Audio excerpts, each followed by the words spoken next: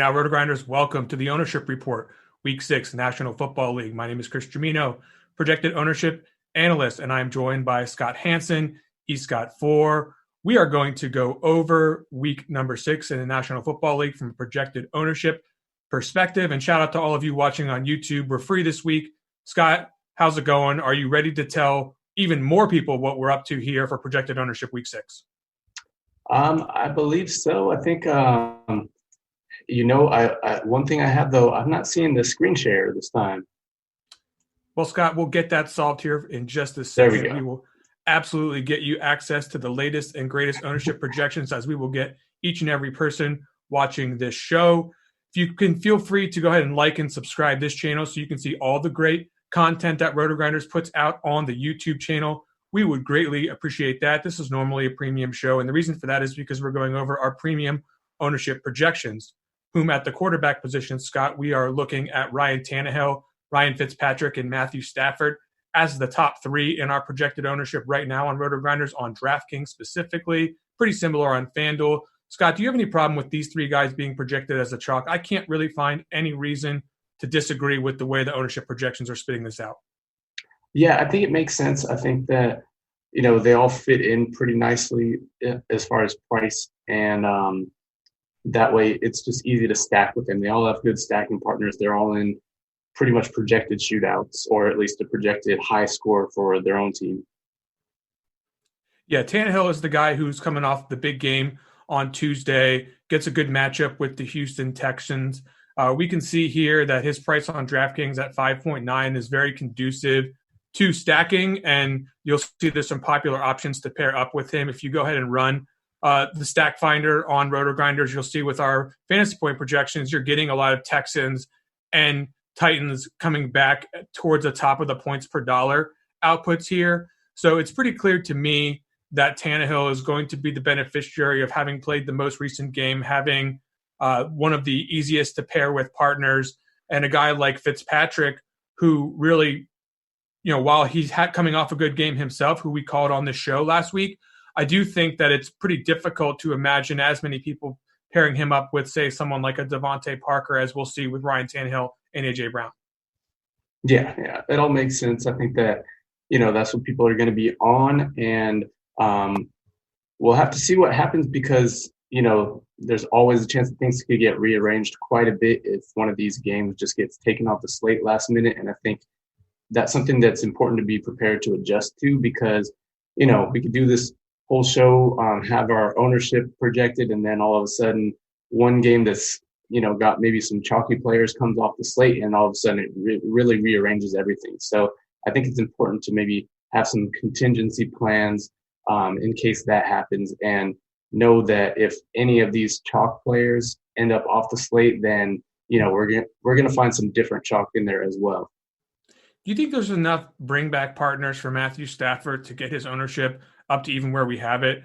I mean, the one concern I do have here with Stafford is that he looks good in a cash game lineup, especially if you're playing on a site like FanDuel. If you go ahead and try to enter their single entry series sponsored by RotoGrinders coming up this week, through week 6 to 13, you can get into that, by the way. Top 4 combined scores are going to count for each buy-in tier, and the top 2 finishers in each tier are going to advance to the 6-man 20K final. But again, if you are playing on FanDuel, you are playing in the single entry series, coming up with one of these buy-in levels, $5, $33, $100. Stafford is going to look pretty good in those lineups by himself, but he's not going to really look good coming back with a sort of banged up banged up DJ Chark, Laviska Shenault. Is it Robinson? Can you actually see Stafford getting up in ownership with those bringbacks? I still could. I mean, not everyone brings it back anyway. You don't necessarily have to. It's still pretty common to have a stack that's just quarterback and one wide receiver, and then go about the rest of your lineup. So there's really nothing wrong with that. It works even in a shootout, because sometimes in a shootout, the scoring could be spread out among the other team, and there might not be any good bringbacks anyway. But I think that James Robinson is the most common bringback, and his ownership kind of reflects that. He'll at least have, probably double-digit ownership. And then, you do have some options, but they roll 3 wide receivers out. I think that if DJ Chark plays, which it kind of seems like he's trending towards playing now, then the value of the Jacksonville side of things is a little bit muddled. But if Chark for some reason is out, then all of a sudden you've got really good value with Chenault and even with like Keelan Cole. If you're watching the show for the first time, what we're going to do is we're going to go over the chalk players at each position. And then later in the show, we're going to come back and talk about a low-owned player that each of us like at each position. Looking at those are the top three guys pretty clearly. I think kind of the next in line owned player at the quarterback position is going to be Deshaun Watson. Now, Watson, I actually think if you are going to play in like something like the FanDuel single entry series or some single entry 3-max on DraftKings, I think he's sort of the savvy play. I like him quite a bit for a couple of different reasons. Certainly he's got the ceiling and it's been demonstrated a number of times, but I also think that Tennessee has run pretty hot to have all the wins that they have. I don't necessarily think that they've outplayed their opponents. And if you look at something like Greater than IQ, you look at yards per play allowed from the defense, you see that the Tennessee defense has allowed quite a bit. Actually the top yards per play allowed on this entire slate. So I do think that Watson going up against these cornerbacks that are non-imposing with some fairly decent quality wide receiver, especially Will Fuller, I'm thinking Watson is kind of the play here if you're looking for your first pivot off those three chalk guys. Yeah, wow. Looks like the news just dropped that Melvin Gordon didn't travel with the team to Denver, so we got Philip Lindsay, maybe a little bit chalky incoming. But absolutely have to adjust for that when we get to the running back position. What do you think about these Texans? We'll jump on that Denver news in a minute. Yeah, so I think, for one, Watson is one of my favorite quarterbacks this week. He always has pretty much as high of a ceiling as anyone out there because he has that rushing upside and he has that, he doesn't really have a great defense on the other side, so there's always shootout potential, whereas with a guy like Lamar Jackson, the defense kind of keeps things in check so that Lamar really has to go off early to get his, or, maybe they have to struggle a little defensively, which doesn't happen often. But with Watson, I mean, this game looks like it's going to be a shootout, and he's got a really high chance of a rushing touchdown, I think, in this game. I think he's got good weapons all over the field, and they really should be able to move the ball against Tennessee, who's coming off of an extremely short week. Yeah, like I mentioned, Watson really popping when you run the stack finder on RotoGrinders lineup HQ. So from a points per dollar perspective, if he's not going to be the highest owned quarterback on DraftKings, then we can certainly dial him up, feel pretty good about it. Okay, so the next group of guys, I don't want to dive too deep because we want to talk about low-owned guys later, but you have like Cousins, who's got a bunch of chalky players surrounding him, Lamar Jackson, who's running less. At least last week he didn't run as much, and the Ravens are not jumping out of their skin to say they want to get him back and running as much as he was running last year, and that's a concern for daily fantasy sports. We've got Aaron Rodgers, who's pretty expensive, but he's also got like really, really high upside when you start to look at how often he's used in the deep game, how often he's throwing the ball inside the 10-yard line. You have to look at him as a good tournament play. And then Cam Newton, of course, the goal line back for the New England Patriots, also projecting somewhere between 4% and 6%. Do you have any problem with any of these ownership projections, by the way? And do you have any comments on that group of next in line guys I just mentioned? Yeah, I mean, I'm pretty in line with these as far as what I have. I mean, I project on DraftKings because that's like the main that I'm on. But yeah, as far as those, I mean, I think they're all going to be in sort of like somewhere around 5% and maybe even a little less for some of the guys. I don't think anyone's going to get too high up there.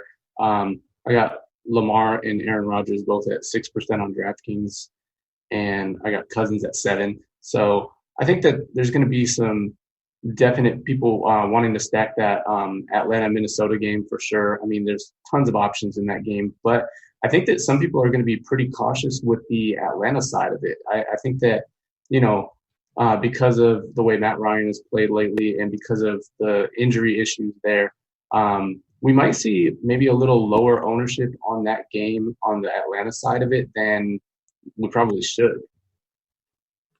Yeah, I agree with that totally.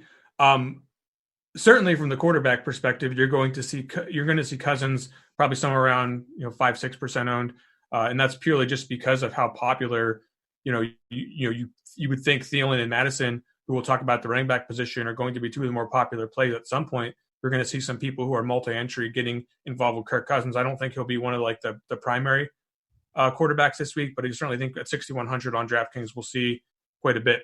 Anything else you want to mention here at quarterback? Do you have any comments on Aaron Rodgers? I mean, his price is pretty high this week, so that part's not ideal. He's already had a couple pretty big weeks against poor pass defenses, and now he faces one that's a lot better. So the thing is, with Aaron Rodgers, if he's on, I don't know that it matters that much how good the defense is, because if he's on, he's just going to light it up anyway. This game could shoot out. I think that if it shoots out, then Rodgers could still be, the top quarterback of the week. At the same time, sometimes, games like this just become sort of dink and dunk fests, and both teams drive down the field quite a bit. Maybe some drives stall out into field goals, and a game that looks like it could be a shootout ends up just being like, 27-24, and nobody goes too crazy. And, you've just got decent stats all the way through, but nothing that really stands out. Aside from Deshaun Watson, any other quarterbacks in the chalkier realm that you plan on taking a fairly decent exposure to above the projected ownership? Yeah, I think I will on Stafford, actually. For me, that Jacksonville pass defense is going to be pretty weak, and we really haven't seen the explosion from the Detroit wide receivers yet. And, I mean, I really like them this week. I think that Stafford hasn't had a whole lot of time with his team healthy all the way, and they are coming off of a bye as well, which I think is another thing that really helps them because they were a little bit banged up before. Yeah, you look here on Gridiron IQ, just tons of positive metrics for the Jacksonville pass defense, including some of the more basic ones like fantasy points allowed and DVOA. So just all around sort of lines up as a spot here where the Lions coming off the bye could put up some fantasy points. Let's talk about the running back position. I think this is probably the most interesting position of the week for me because there are so many options. Like you would think that someone like Alexander Mattison, with Dalvin Cook not going to be available for this game, it was just going to fly through the ceiling in ownership, and yet I can't really get him to an extreme place on DraftKings with the 7,200 price tag. You can't really say that he's that much more likely to get picked than someone like a Mike Davis or a Derrick Henry, who are both in similarly good positions with similar price tags. And you've also got a number of guys like just for example, like David Montgomery in a really good run game matchup spot. You've got Myles Gaskin, who is getting a ton of steam around the industry in a good matchup with the Jets, and just 5,400 getting a ton of usage. You've got James Robinson in pretty much the same level of usage, but maybe not in quite the same spot as some of these other guys. Jonathan Taylor, I mean, I don't think people realize that Jordan Wilkins has been DMP for the last two practices, and It could be just him getting all the rushing work.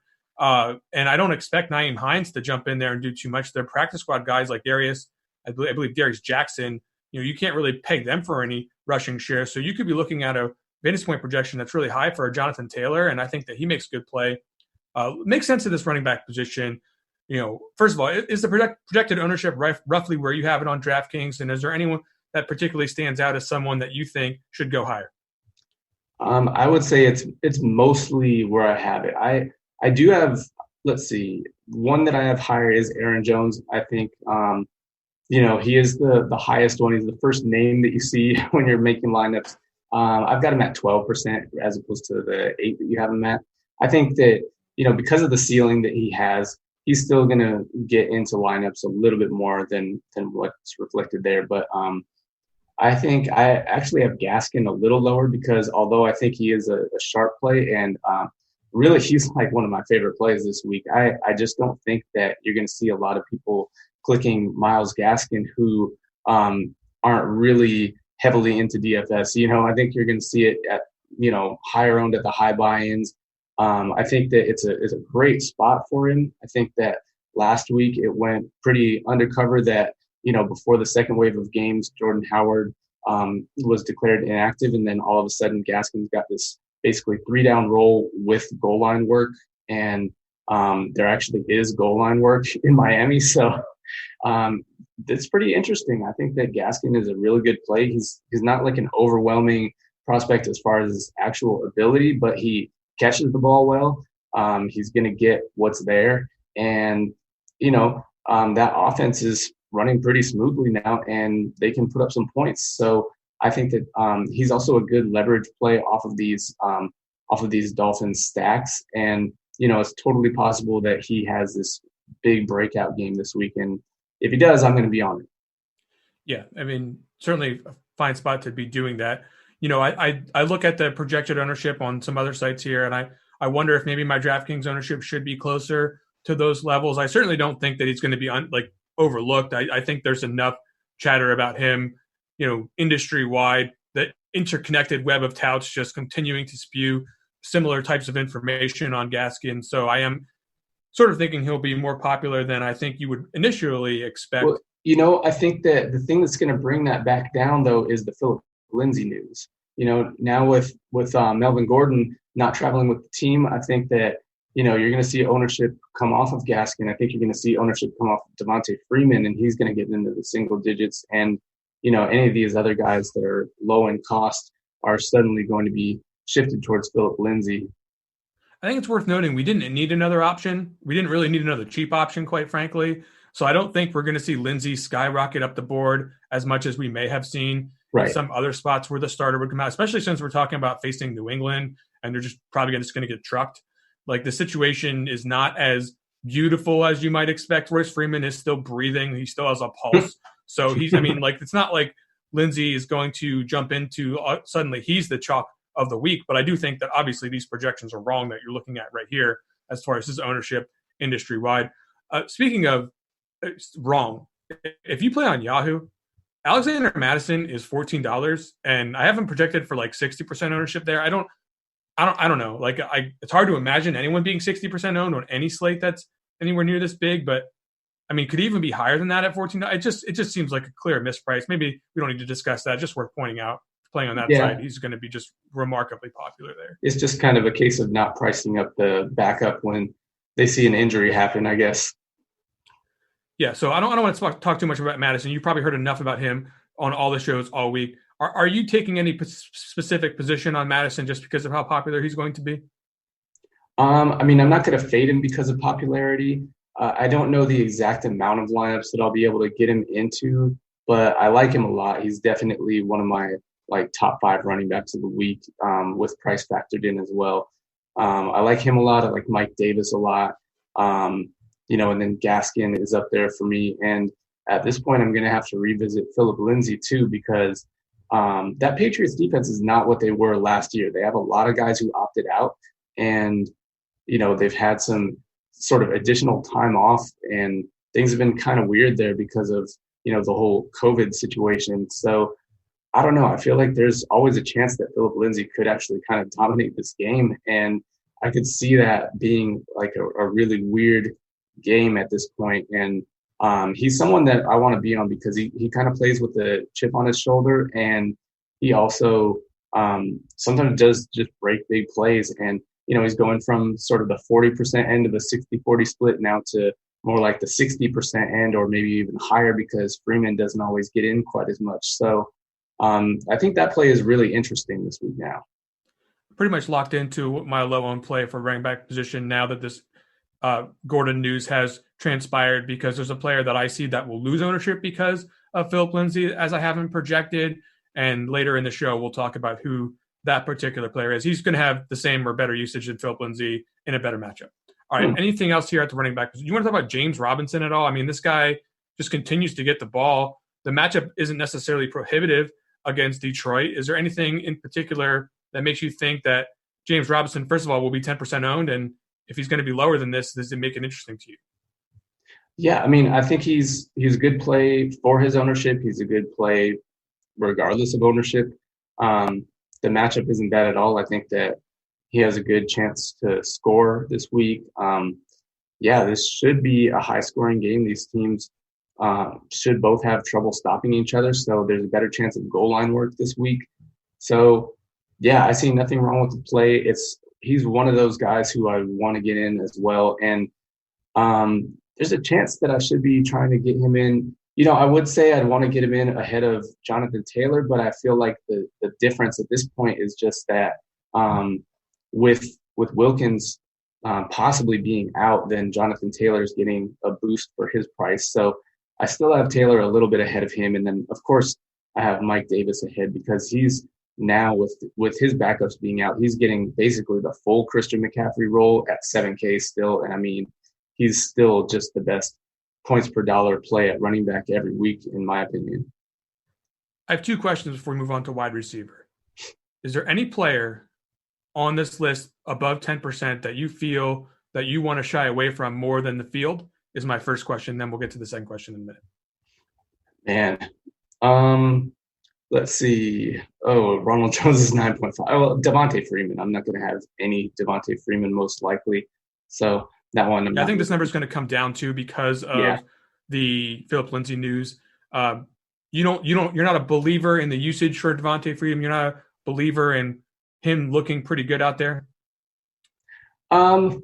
I think he looked good against the Cowboys. I think that the football team has a better defense than the Cowboys do, actually, especially when Chase Young is in the game. So I don't know. I mean, I think that there's always a chance that this game is kind of a shootout. Sometimes two bad teams end up in a game like that. So he's not without upside. It's just I like the other players around him a lot more as far as the running backs in a similar price range. So it's not really a direction I'll be looking most likely. I was almost sure you were going to say Derrick Henry at 24% owned. First of all, do you like that ownership projection at 24% for Derrick Henry? And do you think that he actually has a 24% chance of being the top scorer on the week? I mean, maybe not of being the top scorer, but of being kind of necessary in lineups. Yeah, I think he does. I like Derrick Henry. He's also one of the guys I'm prioritizing getting in. It was kind of difficult to figure out, like, okay, can I get him in as much as I want to because Madison is right there next to him in price, and Mike Davis is right around them in price. But to me, he's still a priority. He did have the 2 touchdown game before, but this guy doesn't seem to wear down with more carries. It seems like he just keeps getting better as the season goes on. As he kind of gets going, he tends to start slow and then pick up. I think that while people are going to be on Tannehill, it's rare that quarterbacks put up these 2 really, really massive games like Tannehill just had last week in a row. I think that Derrick Henry could be the guy that they're really riding this week as they kind of normally do. And, he is coming off of a little bit lighter workload, actually. Like how many carries did he end up with on Tuesday? He was definitely in there for only 55 or 60% of snaps or something like that. He was definitely not out there as often as we're used to. But, of course, the back immediately behind him, Evans, is going to be out. So it doesn't necessarily look like there's going to be much standing in the way of him getting his usual workload this week. Yeah, so one more comment about Derrick Henry. I'm pretty sure Josh Norman is still traveling through the air after he was rocket line. He's just a man among boys out there. Second question, who is your guy? Give me the first one of these backs up at the top of this projected ownership that's going in your lineup for tournaments this week. It's got to be just Mike Davis. It's Davis, and then number 2 would be Madison. All right, let's get to the wide receiver position on DraftKings, where A.J. Brown is pretty clearly going to be the highest owned wide receiver at 5,600 coming off the Monday night game, slightly mispriced by the projections. Looks like a really good smash percent. We're in the smash percentage tool, by the way, on RotoGrinders, and it looks like pretty much just a misprice on A.J. Brown at 5,600 coming off Monday night. Going to be 27, 26. What do you have as projected ownership at right now? Pretty much what you have. I have him at 28, but I wouldn't be shocked if it comes up. I know you had Terry McLaurin. Where's Terry McLaurin on this now? Teens? Yeah, I have McLaurin at 14. I wouldn't be shocked because people are kind of looking at James Bradbury as a guy that they want to shy away from a little bit. I could see McLaurin's ownership come down and Brown's ownership come up a little more. I could see it being more than 2-1 between Brown and McLaurin at essentially the same price range. I do see Chase Claypool being higher owned. I think he's going to be the chalk of the week at wide receiver. I've got him at 32%, and honestly, I wouldn't be surprised if it was higher than that. Yeah, I think this is an important time to point out, what contest are we talking about when we look at projected ownership? I am aiming with our projections somewhere in the middle of the slant and the millionaire maker, right? Somewhere between the most public contest possible and maybe a sharper multi-entry field like the slant. Someone like a Chase Claypool is definitely going to be higher owned in more public contests. He's not a bad player. I mean, I think people who've been paying attention and around the industry are going to play Chase Claypool too. But I just do think that, when you have a game like he had last week, and then you get you get the conditions right for him to be a starter again, I definitely think he's going to be very highly owned. I don't know if he'll be the top owned player. You said you have him in the 30s. I have him at 24. I have him at number 2. Oh yeah, I mean, the dude had 4 touchdowns and looked like a beast last week. This guy looks like, a star already. I don't see any reason not to either. Like personally, I'm going to be heavy on Chase Claypool as well. I don't think that it's a fish play or anything like that. The dude is priced at 5.2K. Deontay Johnson's out. Honestly, I haven't seen a wide receiver impress me more than that since like Odell Beckham in his rookie year. So I was already impressed by him when he had that long touchdown a few weeks ago, and just seeing what his efficiency is on his targets overall. I mean, something that goes underrated oftentimes is like just efficiency of a wide receiver. Like, what's his efficiency over other wide receivers on his own team?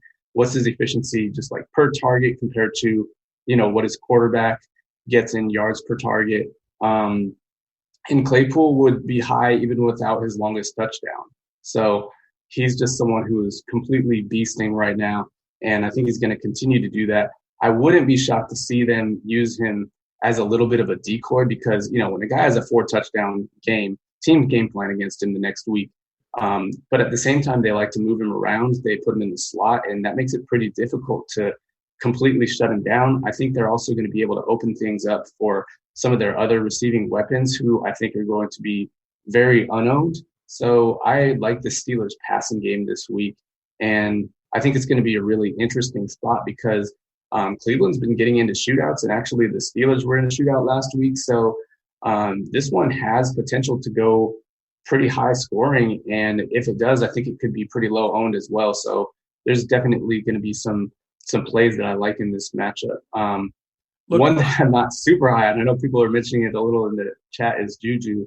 I'm not that high on him this year. He doesn't look explosive to me this year. I think he's been dealing with some nagging injuries that have held him back.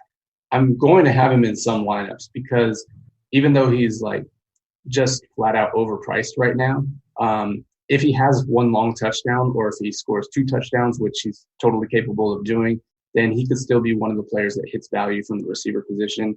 But I kind of like James Washington, and there's one other play that I'll probably get to later on that I like as well. Yeah, we're probably thinking the same thing about said other player. Now, this player, Juju Smith-Schuster, there is absolutely no excuse. I don't care what you say about Chase Claypool. I don't care if he's Calvin Johnson. I don't care.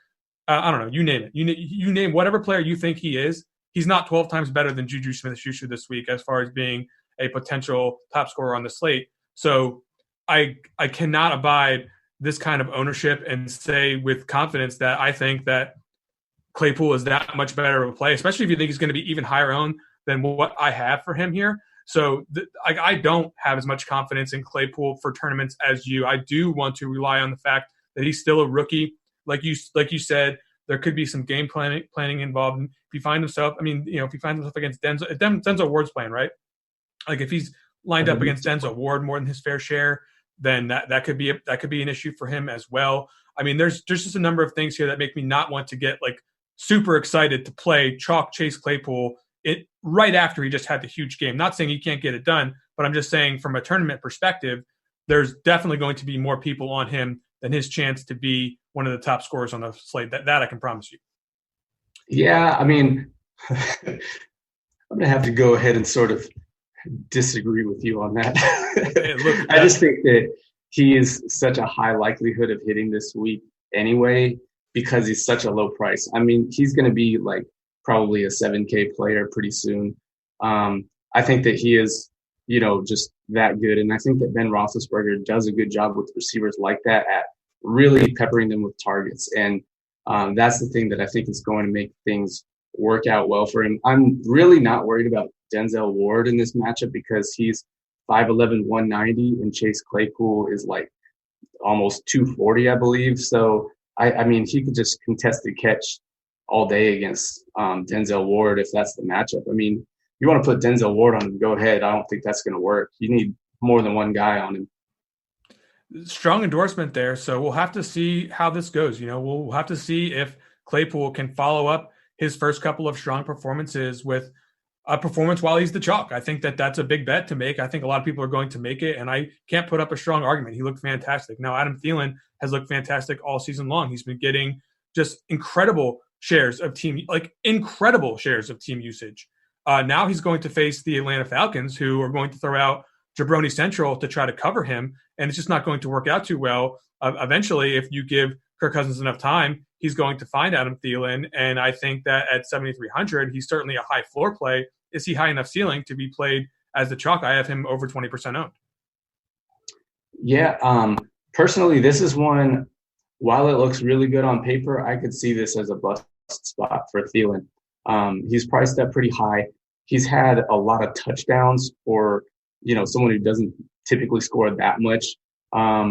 I think that this is a situation where he could be sort of locked onto by the defense or game plan against it. And I would like Justin Jefferson a little bit more in this matchup. But at the same time, I mean, they run the ball like half the time. So it's kind of a low volume passing attack. And they've been in shootouts. Like almost every game has been a shootout with this team.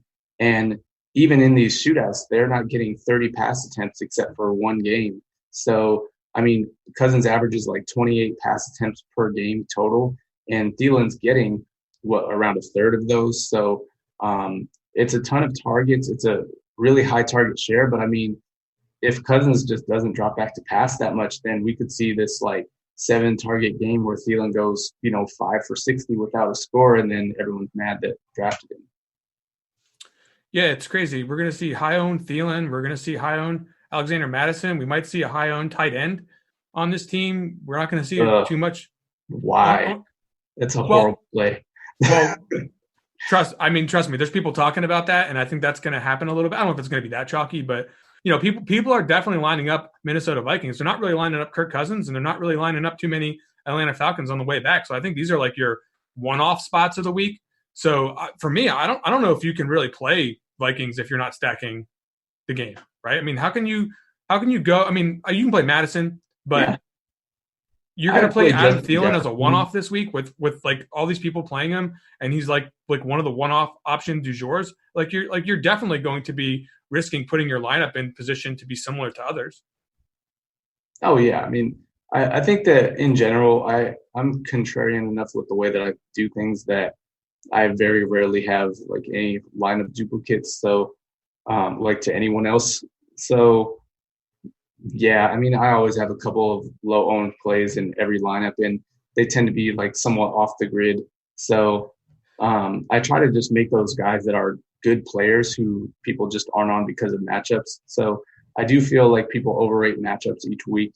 And I think that oftentimes matchups that look like they're going to be shootouts are basically two teams that have had a lot of shootouts that are destined to sort of regress to a more normal game pace.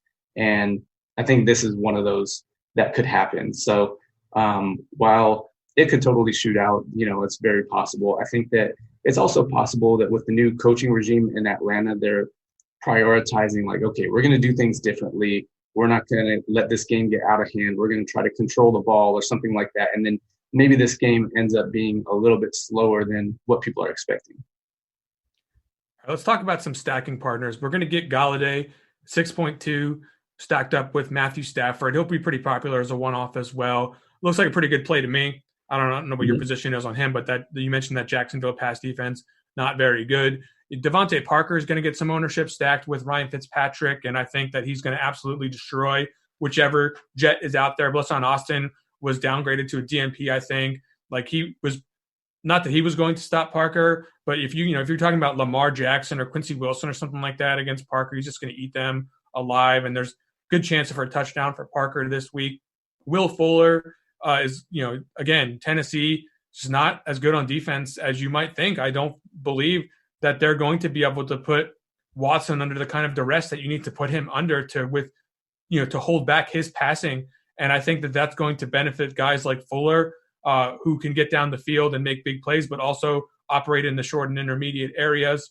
Devontae Adams, while not maybe going to be part of stacks as often, is clearly a favorite of those who are looking to. There's no place else to spend up, Scott. Right? We're getting savings with Philip Lindsay. Like if you're spending up, besides going to Thielen, I think you pretty much have to go to Devontae Adams, right? Yeah, I mean, I think Ridley's an option too that might go a bit underowned. I like Ridley's spot this week as well. It's one that probably doesn't look as good on paper with Julio coming back, but I think it actually is better for him. But yeah, I like Devontae Adams this week for sure. It's a really expensive stack. I mean, you're getting 7.5K Rodgers with 8K Devontae Adams. So I mean, when it comes down to it, if it's going to be the stack of the week, it has to really, really crush. But maybe there's a chance that there's a third guy added into that stack that makes it a little bit different. Like if somehow you have this plus MVS and the whole thing just goes nuts, then that works. Or if the game is a mega shootout and you've got someone bringing it back on the other side, there's definitely routes for this to work out. But for a game that's expected to be as high scoring as this is, it does look to be pretty underowned, and I think it is just because of the price. Yeah, and that's a big deal, right? Like there's some, we've seen it before where like a high price game goes underowned, and for whatever reason, I have a recollection of this happening to Tampa Bay last year. I think they were playing the Rams, and like nobody played them, and they ended up going just completely off with Jameis. Of course, different situation with Tom Brady there these days, but there's that plausibility out there. But like you mentioned, the pricing on DraftKings specifically a little bit tough to get there. Marquise Brown is a player that I believe would be higher owned if the pricing was just a little bit better on him, but I still don't think that you can make him work as easily as a one-off at 6,500, depending on who you're stacking. So I think that will keep his ownership in check, and I think that he's got potential against Philadelphia. You mentioned Justin Jefferson. I have him in the 10% range. I think that that's a player who could easily get off on the Atlanta Falcons. Brandon Cooks should benefit some from the big game last week. I don't know if he's as good of a play as he was last week with the $900 price jump on DraftKings, but I certainly don't fear the Tennessee Titans. Do you have any comments on the ownerships somewhere below Devontae Parker and these guys? Do you think that any of these guys have a chance to escape up higher? Yeah, not too much as far as higher. I think that Marquise Brown's going to be a little lower. I think I got Fulgham a little higher. I got him at 10%. It's not really a big difference, but I think he could have easily been chalkier. I think he's someone who would get chalkier if somehow one of these good games gets moved off of the slate because of some random like outbreak or something like that. I think that he has the potential to get there if we're really needing the value more. I think Marvin Jones is going to be a lot higher owned than what you have. Typically, his ownership with Galladay is, in the 2-to-1 range, Galladay being 2. And so I've got Marvin up at like 9%, whereas I think he was down, quite a bit lower on the projections.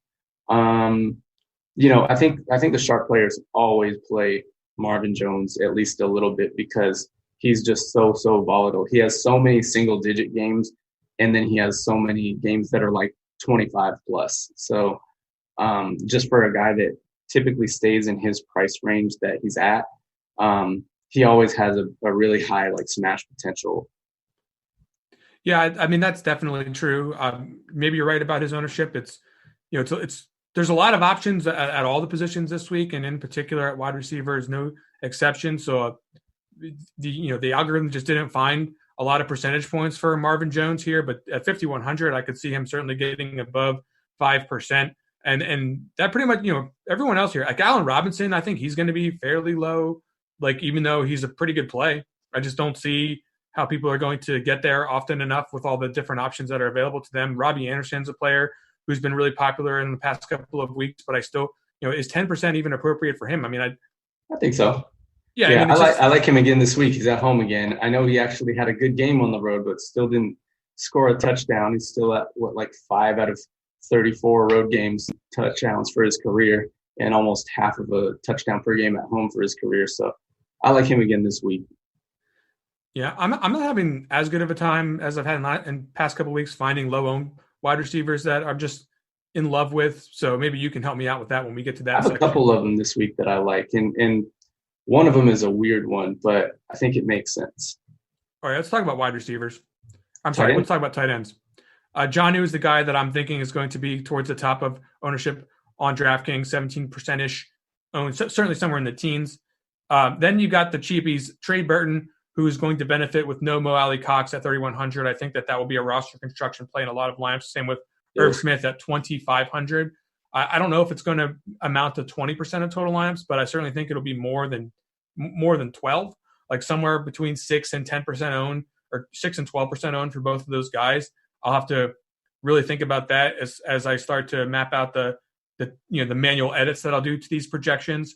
And then Mike Gesicki seems like he'll be one of the Ryan Fitzpatrick pairings at 5,500. But once you get past Jonnu, I kind of struggled with tight end this week and looking this over and really seeing it clearly who's going to be owned. Who do you have at the top of your tight end projections? Still Jonnu, but I have him at 20%. I think he gets a little bit chalkier. And then I have Robert Tonyan second. I mean, he is coming off that 3-touchdown game, and we just don't have many viable tight ends. Also, with that game being pretty expensive, I think that this is a more affordable piece that just looks good in lineups because of his touchdown history. And with tight end being such a horrific position this week, I think that he's going to get up there in ownership quite a bit. I think the Zach Ertz ownership is going to be real low, like 4%. And I think Noah Fant's still going to be low because he's questionable. So if he plays, he's going to stay way down there. Gesicki, I've got him at 12%, which I think you had him at before too. I could see him getting down lower than that though, because he's just ridiculously expensive for being Mike Gesicki. So I think that Tonyan is a guy that could really get up there higher than expected. Mark Andrews is 6,500. I think that given unlimited funds, you'd see more Mark Andrews this week. Do you believe that it's proper to keep him in check because of that $6,500 price tag? There's no one else to really pay up for at tight end, so I kind of fear it looks like they just looked at all the tight ends this week and just said, let's just make all of them 1K overpriced, and just call it a day. Except one guy we'll talk about in just a little bit. Defense. Wow. Miami Dolphins are chalk. Is that what my eyes are seeing? Is that actually a thing that's going to happen in year of our Lord? Well, I'm not surprised by anything in 2020, but Dolphins chalk. Talk about it. Yeah, I mean, they're cheap and they're facing the Jets. It doesn't seem like they should only be 2.9K after they just routed the 49ers, So it's kind of a crazy pricing even just because it is the Jets. They're awful. I don't really know what else to say about it besides that. So, yeah, it just makes sense to me as far as a play. And some of these other ones, I don't think any of them are going to get out of hand. I don't think any really get much more than 10%. So, you got the Colts up there.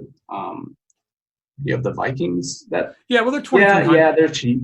It makes sense. Yeah, and I think the Patriots will probably get some ownership here at 41. I mean, if you're looking to pay up, that's one of the spots. The Pittsburgh Steelers are just 3,600. I think that'll be a defense people will gravitate. I don't think people are going to get to the Ravens at 4.5, and I don't think that's surprising to hear. But, man, I mean, Carson Wentz has been just not very good at pro football, and this defense is pretty capable of having big games. I just think 4,500 is going to be too much for people. I think on other sites, you'll see Baltimore. The ownership's not popping up here, but the ownership on other sites is going to be greater for the Ravens than it is on DraftKings. Yeah. You got a favorite defense?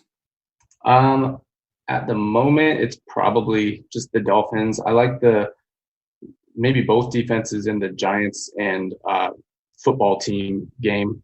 So probably Washington a little bit more because I just think I like taking defenses that have a game record like Chase Young on the team. Last week it kind of worked out with the Browns, and then having Myles Garrett against a backup left tackle, like that was massive. And I don't know if he's necessarily the reason they got a defensive touchdown or anything, but it tends to be the case that when you've got a severe mismatch on offensive line and edge rusher, that bad things happen for the offense, and sometimes you get more defensive touchdowns when things like that happen.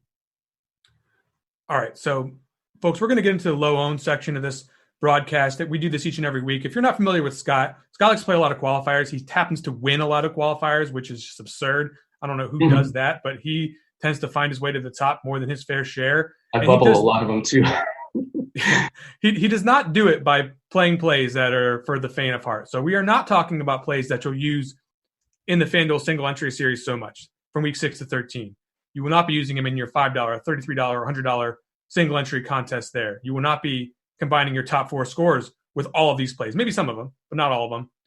And you certainly won't be hoping to get to the 6-man final as a top 2 finisher that's worth $20,000. We're really talking about plays for these big field contests here when we go to these low-owned plays under 5% owned. So, Scott, if you're looking to get to the top of one of these contests, you're looking for some exposure to players that are off the board, where are you going at quarterback this week? Yeah, there's 2 of them that I actually like a lot this week, and I kind of want to see – I want you to go first in case you have one of the ones that I want to say. So who do you have? Yeah, it's simple. I look at the profile of the Vikings defense, and I look at the profile of Matt Ryan, and I say to myself, this is an individual who likes to go deep. If you look at the passing identity of the team in Gridiron IQ, the bulk of their targets compared to the league are very heavy from 10 plus yards downfield. Like Matt Ryan wants to throw the deep ball. Matt Ryan wants to go deep. Conversely, the Vikings, not particularly good at preventing the deep ball, not particularly imposing. There are players on this Falcons team that can get downfield and do some damage. I mean, obviously Julio's going to be available. I don't know if he'll be effective, but Calvin Ridley's one of those guys. I think Matt Ryan is going to be woefully underowned by comparison to his chance to have a 300-yard, 4-touchdown game. It's not necessarily my favorite spot for a shootout, but if you're talking about offering to me a player who can get over the 300-yard bonus and multiple touchdowns at 3% ownership, I think that is more than a fair trade. Nothing particularly imposing about the matchup. I'm interested in Matt Ryan at low ownership this week. Yeah, that is definitely one of the ones that I was thinking too, so I'm glad you took that one. I'm right there with you on Matt Ryan as well. The one that I'm going to pick is Ben Roethlisberger. He's had an excellent start as far as touchdowns, but he hasn't really put up the massive yards because he hasn't needed to. The Steelers have broken a decent amount of big run plays, and that's given them a lot of chunk yardage that has made it so they haven't really had to rack up the yards as much, even though they're scoring a lot of touchdowns. They also get some help from their defense with creating turnovers, and I think that this week there's a chance that Roethlisberger racks up more yards. If he somehow gets a high volume of passes this week, then you could see a pretty big game from him. Maybe he hits the 300-yard bonus. Maybe he throws 3 to 4 touchdowns. He's still got those crazy career home road splits that are just absolutely insane. And I think that some of his other options besides just Claypool are solid options as well. Mini shout out to Daniel Jones here, who is going to be almost completely unowned. And the Washington defense, while they're improved, I still think that Daniel Jones has a ceiling. I'm not saying he's going to hit this week, but I think that he's going to be woefully low, and rightfully so. But I'm just throwing out a milli maker dart throw if you're making a bunch of lineups. All right, who do you got at running back? It's going to be a guy that appears here a lot. It's Joe Mixon. He's one that I tend to pick a lot of times because he gets to a point of low ownership a lot because of negative game script. But the thing is, he plays in negative game script. They haven't been running out Gio Bernard as much when they're behind. They still kind of use him as like a third down back when they're behind. And Mixon's been getting more and more targets. He's got an elite role. He just hasn't – I think he's only had 1 game where he's had touchdowns, but he had 3 that game. I think that Indy's defense is very good, but I do think that this Cincinnati team is better than their record.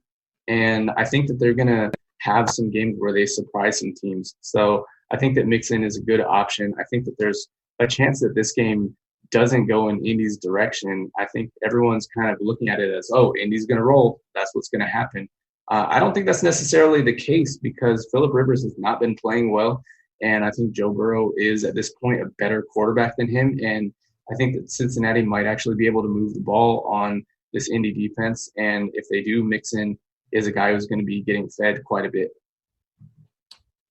The New York Giants are not a good defense, and Antonio Gibson has been getting workhorse caliber duty in the, I won't say workhorse, but he's gotten there, right? He's up in the range now where we can start to get excited about how they're using him.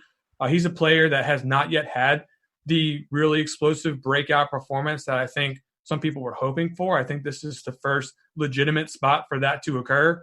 I think that the emergence of Philip Lindsay will lower the ownership beyond where I have it right now and put him into the low-owned plays conversation. I don't see any check boxes against Antonio Gibson other than maybe the fact that McKissick steals a little bit too much passing game work for our liking. I still think there's the opportunity for him to score 2 touchdowns easily with the amount of times that he's on the field. And I think he could get 100 yards rushing in a spot like this. So this is a situation where you've got a lot of options at running back.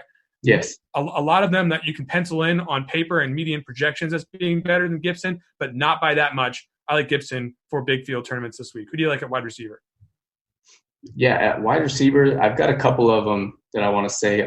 There's one that I'm going to go with. This is a deep one, but I think it's a good play this week. And he really might just be 1% owned. I like Randall Cobb this week to stack with. You got to be shitting me. Was that going to be How in the world do you steal Randall Cobb? I mean, that's unbelievable. Go ahead. I really didn't think you would pick him. I'm sorry about that. No, go for it. Talk about it. Yeah, I mean, he is the cheapest piece to this passing game that's going to be on the field all game, basically. He's going to be only 4.4K. Both Will Fuller and Brandon Cooks have really, really crazy home road splits for their careers where they produce like crazy at home and they tend to bust on the road and they don't score touchdowns very often on the road. So I could see them just kind of underwhelming this week at much higher costs. And Randall Cobb, I mean, he's getting the targets. He's been efficient in the targets. He hasn't really scored much. He has 1 touchdown in the year, so I could see a touchdown from him. And you really just don't need that big of a game from him. And he pairs really well with Watson because Watson being more expensive. And a lot of times we actually see lineups in the Millie Maker that have like, if they've got an expensive quarterback, they've got him paired with a cheap wide receiver. We've seen it with like Mahomes and Sammy Watkins on cheap days or like Mecole Hardman. So it definitely can happen. And I think that this would be a good piece if, Watson has one of those massive games where he has a rushing touchdown or 2 also. Man, I didn't think there was any way you were landing on Cobb. I think the one thing I like about Cobb that made me interested in him is the fact that if you're trying to build a scenario where Watson's going completely off and there's multiple passing touchdowns, I think it's easier to go ahead and pair Fuller with Brandon Cooks and not go down to Cobb. And I think that the difference between, the potential for those players to have the big game is not nearly as big as that ownership would imply.